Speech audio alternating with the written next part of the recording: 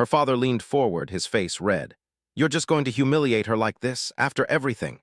"After everything," I repeated, laughing bitterly. "You mean after she drained my savings, insulted my family, and demanded even more?" I, 28 male, met my 2 years ago at a friend's backyard get-together. She came across as really driven and talked about wanting to start her own boutique. It was an interesting conversation because I'm not from some fancy background. I grew up with parents who worked a lot, saved every spare dollar, and hammered in the idea that money isn't something you throw around. I liked that my had big goals, though. It felt like she had that spark to make something of herself, and I admired it. We began dating pretty soon after meeting. She and I clicked in a lot of ways. Sense of humor, enjoyment of the same weekend activities, shared friends who hung out together. But one thing stood out: she frequently talked about wanting her own store and how she needed funding. At first, it was casual. She'd show me sketches for clothes, marketing ideas, stuff like that. It all sounded ambitious, and part of me loved watching her bring her ideas to life. I proposed to her about a year into the relationship. It felt a bit fast, but she kept saying how great we were together, how she couldn't imagine her future without me. I got swept up in her enthusiasm. We had a small engagement party with just our closest friends and a few relatives. My parents were proud, but also reminded me, don't let love blind you when it comes to money. I thought they were being a little paranoid, but they were just being cautious. At the time, I thought I understood my parents' perspective, even if she didn't fully agree. A couple of months after we got engaged, she came to me with a detailed business plan for a high-end boutique. She'd research a location with pricey rent, found fancy suppliers, and put together a proposal that looked slick. Problem was, she didn't have the capital to launch it on her own. She told me she'd saved a bit, but nowhere near enough. I'd been saving for years, just tucking money away while living a modest life. I'm not in some cutting-edge field. I have a steady job that lets me save little by little. When she asked for a loan, I paused because I knew how risky that could be. But I cared about her, and I wanted to support her dream, so I decided to give it a shot. She offered a sort of OU on paper, but we never formalized it legally, which was a mistake in hindsight. She promised she'd repay me once the store started turning a profit. We jumped into renovating the space she leased. I helped with painting and basic repairs during weekends. I'm no pro, but I tried my best to pitch in. Her father stopped by once, acting like the store was already a guaranteed success. He praised his daughter for taking a bold step, but didn't offer any real financial help. I shrugged that off, figuring maybe he didn't have the money. The first few weeks after opening were mildly successful, but foot traffic was never as high as she'd hoped. Her boutique had these expensive brands that our small town might not have been ready for. Sales were way below what she budgeted. She started panicking. I suggested smaller changes, maybe introducing mid-range items or doing a collaboration with local designers. She accused me of trying to cheapen her vision. We began arguing more. She'd say things like, if you believed in me, you'd support this fully, and I'd point out that I'd already put a lot of my savings on the line. Then about 6 months in, the boutique was barely breaking even, and she decided she wanted another big chunk of money from me. Actually, she demanded all of my remaining savings. She believed that if she doubled down, the store would magically pick up momentum. I hesitated. That sum was meant for my future home or emergencies. She called me cheap and claimed I was the reason her store wasn't thriving. I tried to stay calm, but inside I was thinking, how is it my fault that the store is not working out? She got more aggressive, telling me I was unsupportive, that I didn't care about her dream, and that if I really loved her, I'd give her whatever she needed. Around this time, her father cornered me at a family event and said something like, "I thought you'd be a more ambitious man for my daughter." He basically implied I was holding her back. Never mind that I was the only one who had actually lent her any money. It was frustrating, but I wanted to keep the peace, so I didn't argue with him too much then. Things got worse when we tried to plan the wedding. We were at my parents' house, going over seating charts, decorations, and all the usual stuff. I was visibly irritated at every suggestion my mother made. Finally, my father asked if she was okay. She launched into this tirade about how I ruined her business by not giving her enough money. My mother looked at me with confusion, so I explained that I'd already loaned her a significant amount, and she wanted more than I could give. My father told her that I'd been more than generous, which set her off. She started insulting me and my father, saying we were both cheap. That was it for me. I told her on the spot the wedding was canceled. I just couldn't see myself marrying someone who'd do that in front of my parents. She stormed out, followed by her father, who grumbled something about me not being man enough. My parents and I were left there in shock. Everything had escalated so quickly that it felt surreal. For a couple of days, I tried to come to terms with what happened. Then, she started posting all over social media, making it sound like I'd never supported her at all. I blocked her, which led to a flood of texts that switched between angry and apologetic. She'd say, "You'll regret this," followed by, "We can fix this if you just invest more. I still love you." I felt exhausted. Her father called me multiple times, leaving voicemails accusing me of ruining his daughter's life. The irony was that he never offered her a single dime, but he acted like I was a monster for not handing over everything I had. I reached out to a friend who's a lawyer and asked how I should handle the money she already owed me. He said I should gather all evidence, texts, emails, proving she acknowledged it was a loan. He advised me to send a formal demand letter if she kept refusing to discuss repayment. I tried to remain calm, but the stress was pretty overwhelming. Meanwhile, the wedding venue we'd tentatively booked called to confirm if we were proceeding. I told them no and found out I had tried to move our deposit into her personal account.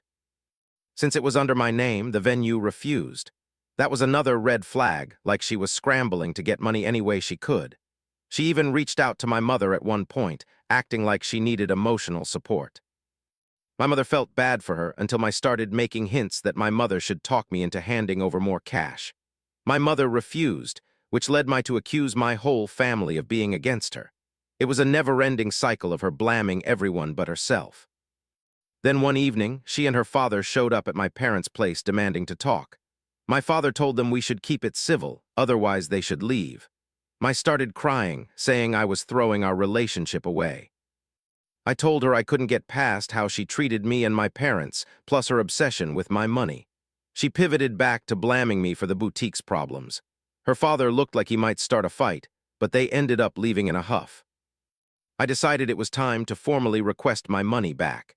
I still had those texts where she called it a loan, plus the transfer records. My lawyer friend suggested I send a demand letter by mail and email, asking her to propose a reasonable repayment plan. Her response was to send a message loaded with insults, saying I was destroying her. She also posted online that I'd financially set her up to fail. I forwarded everything to my lawyer friend, just in case. About a week later, she tried apologizing through a long email. Part of it read like she was sorry, part of it said she didn't have money to repay me, and part of it implied that if I really cared, I'd let it go. She basically wrote, "We should get back together, and you should accept that the boutique is all I have." I ignored it. She then bounced back to sending nasty texts. It was like she was trying every angle, guilt, threats, sweet talk, anything to get me to cave.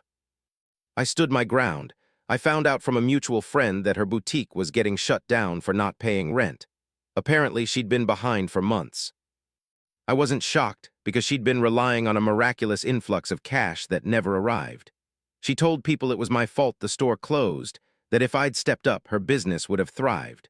Some folks who only knew her side of things started harassing me online.